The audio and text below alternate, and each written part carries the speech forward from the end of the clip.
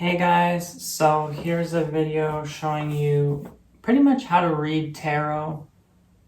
Just a quick tutorial. Obviously this is not everything, this is just my technique.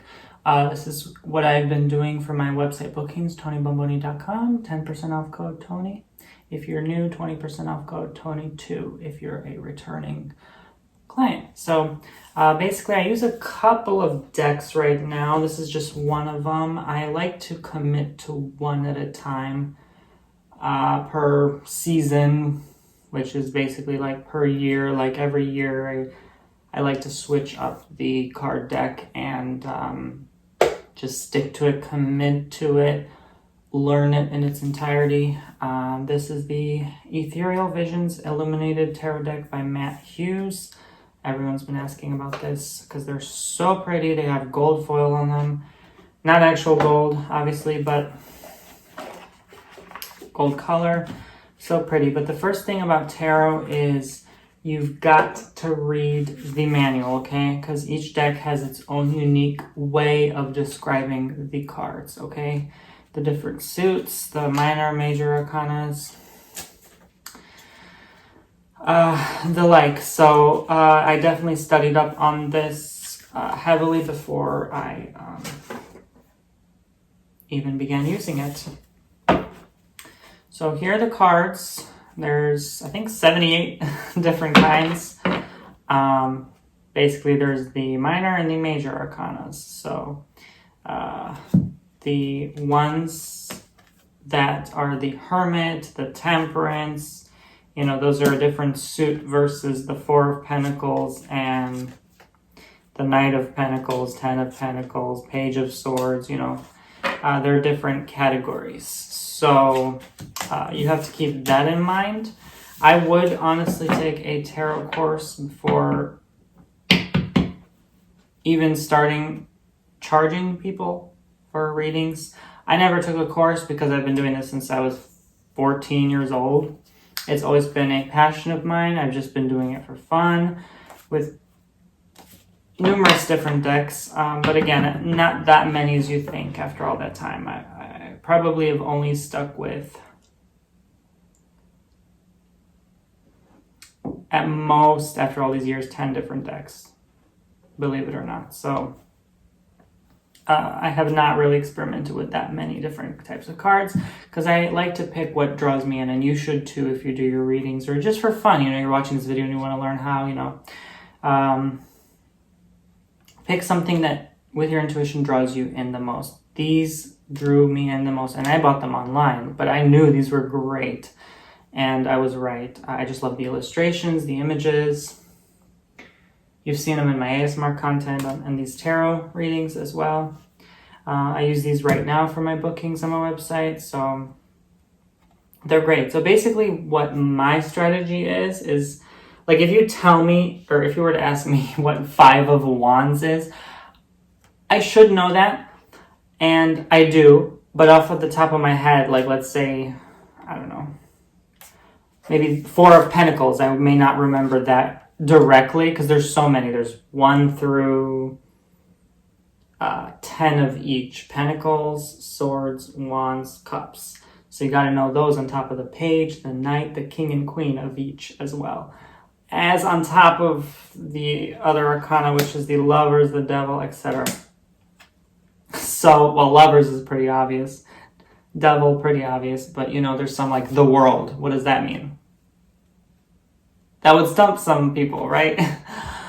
So the Four of Pentacles, for example, I probably couldn't remember off the top of my head, but looking at the illustration helps. So like you have a picture to go with the name, and that's how you kind of study up and educate yourself on tarot in general. And again, I highly recommend you take a course on that. Tarot readers offer courses on this stuff all the time. I don't. Courses are personally not my thing. Maybe in the future, but I don't think I'm qualified to teach tarot. I'm just making this video as free content, the stuff that I know. I'm just a tarot reader. So, and I can say I'm psychic. I've had pretty much all my life psychic premonitions come true, and without even using tarot. So I can say it's mostly a mix of my visions I get in my head, feelings I feel, things I hear, words I see, letters, numbers, colors, etc., mixed with the illustrations. So I could care less what Four of Pentacles means. I look at the picture and my intuition and the overall spread. And if I just, let's say, if I don't get a good vibe, it's not a good vibe, you know. If I get a good vibe, it doesn't matter if I have the devil and the tower all in one reading. It's a good reading, okay? The devil doesn't necessarily mean a bad thing. So that's one thing you have to keep in mind with tarot, at least with my recommendation and advice, is really use your intuition and use your divine ability. And it's like a muscle. You have to practice it. The first time you do a reading, it's probably going to suck. My first time honestly didn't, because I knew this was for me and I knew my abilities long before even I did tarot. You just know, okay? And so when I did the tarot, it only confirmed that truth. Like, I would start off my readings with just a Celtic cross spread and ask it questions about me, and it would basically accurately say in the spread who I am, why I'm doing this. And one of my first spreads actually told me, you should do this someday. And I didn't listen to it at first because it freaked me out. There were times, like, the readings were so precise. I literally, and this was when I was young, I mean, like 15, 16 years old. I didn't know better, you know. I literally would, like, throw the cards because they freaked me out how accurate they were. And that was back when I was literally looking up the definition of each card as I went. So I had no idea what the cards were, what they meant. I was like, this is just like a fun little spiritual game or activity. But no, you should never throw your cards like that, disrespect them, you know. Again, that was when I was, like, really, like, insecure and not getting into contact with my gift and my abilities and not trusting myself enough. I had low self-esteem. I had severe depression, horrible thoughts every day. And I refused to believe that this could be accurate. And then one day I just picked them up and I was like, you know what? I'll trust you. I'll stick to you. You know, I'll pay attention to the messages. And sometimes some things I would read hurt to hear. And that's why I didn't want to do it, because it got in the way of my ego. So anyway, basically what my method is, I either shuffle them like this by hand, or I spread them like this. For my bookings, I usually always spread them like this. You know why? Because I give the cards a chance to, one, intermingle with my energy, my hands, okay? I ask it a question, all right, while I'm mixing. And it gives the cards opportunity to flip themselves to the right order, because cards have different meanings when they're upright and when they're in reverse. So me spreading the cards like this, like a wheel, allows the cards to shuffle and mix themselves. And in my opinion, be more accurate, because I used to not do the whole reverse things. Nowadays, I do. That I have more knowledge of the cards, I do reverse meanings as well. And I feel like that's crucial for tarot, for the utmost accuracy. So basically, that's what I do. You know, some people will argue and say that that's not professional, that doesn't look right, you know, you shuffling the cards like that. It doesn't matter. I don't want to be the same like everyone else. I want to be different, unique, my own person. That's how I do it. That's how I've been doing it. No one has told me a thing. Just a troll, probably. So, you know, you pray upon the cards, and then basically what I do is a Celtic cross spread. So I will do it starting in the middle. And the next card crosses over. It's a cross spread. So the first one is upright. The next one is like this, okay? So when the crossed card is turned facing left, that's upright. When it's right, it's reversed. That's how I do it. Again, I probably don't remember the exact way or method, but that's how just I do it. Then I start off with the top, right, middle. Top, right, bottom, left. Some people I've seen do it bottom, left, top, right. Some people I've seen do left, top, right. the cards will show the way you intend. They will come across the way you intend. So the left one and the top one, the top one and the right one, my right, are future. The left one and the bottom one are past. But the left one is past hinting into future. Okay, you see what I'm saying? The top one is what's over your head, basically. The right is future. Left, imagine past. Bottom is behind you, below you, past. Okay, that'll kind of help you. The two in the middle crossing each other, like a cross, literally the shape of a cross, are present moment, okay? Then the next four.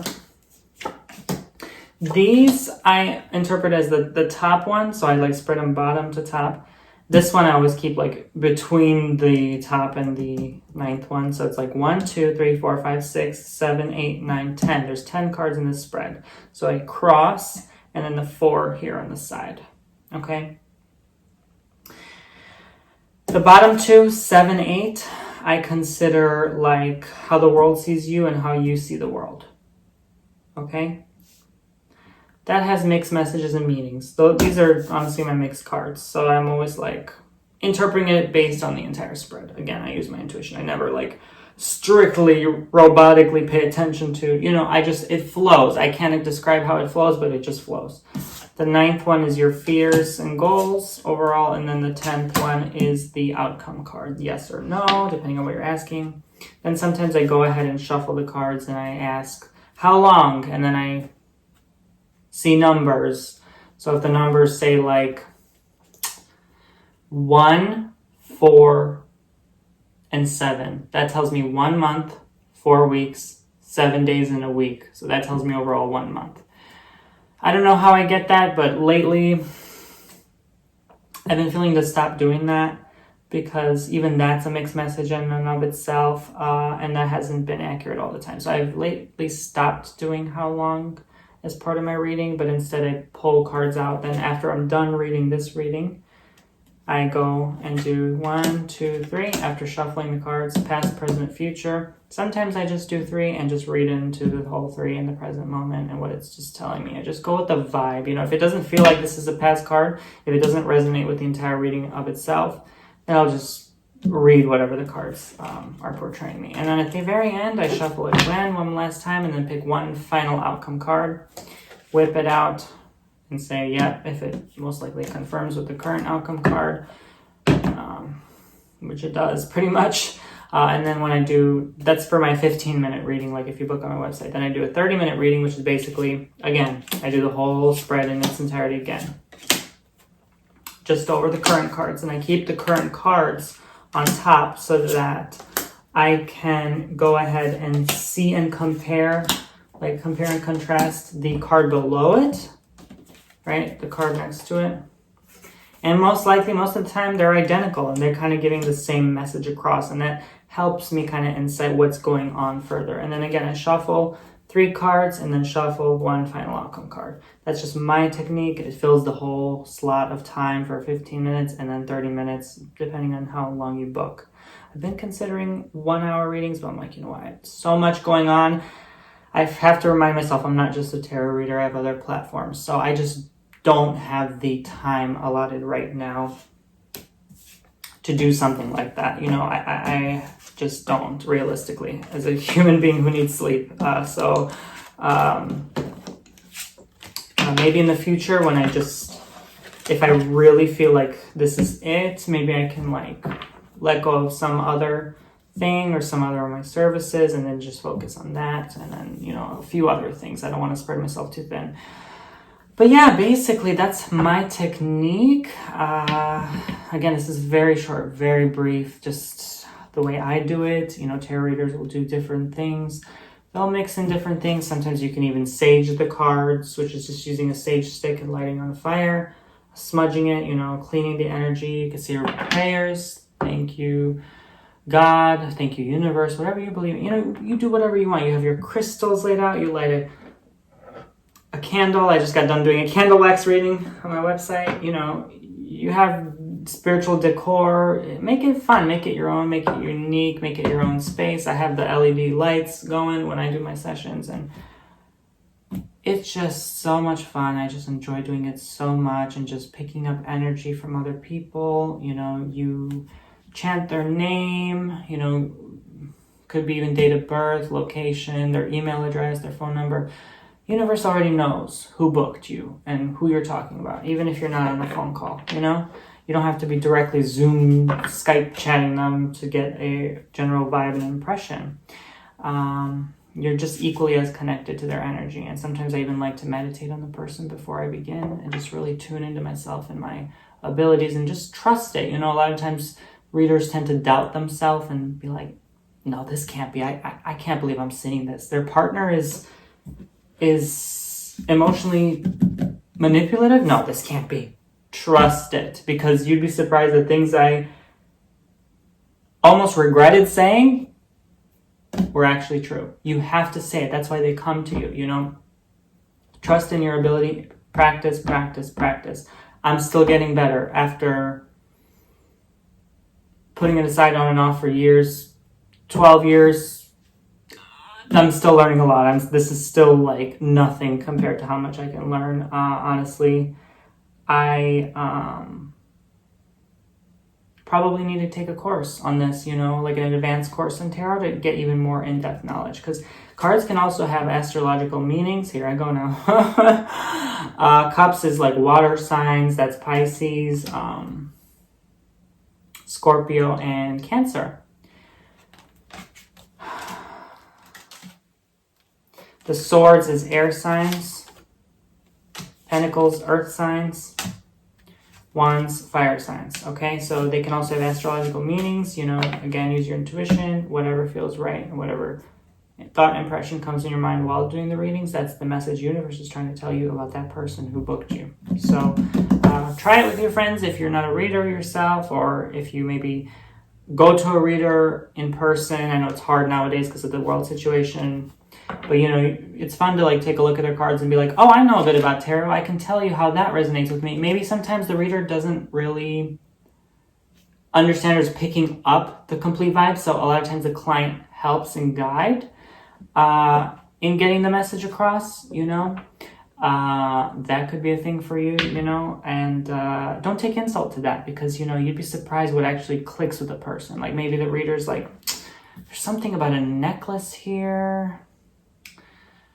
No, it can't be. Let's move on. And then they're like, oh, you know, my grandma who passed away gave me this necklace. And they're talking about someone died in the reading or something, you know, like, yeah. So basically, that's everything as far as just keeping it brief and short, because I don't want to make these videos too long. Thank you guys for watching. Hope this helped some of you on your journey, on your road to maybe discovering your own abilities. And I feel like I've become more psychic with time the more I've been doing these readings, because it's a muscle. Again, you train it like you want to get biceps, you do dumbbells, you know, you just keep going and doing it, and the more you do it, the more it grows, the more ability goes.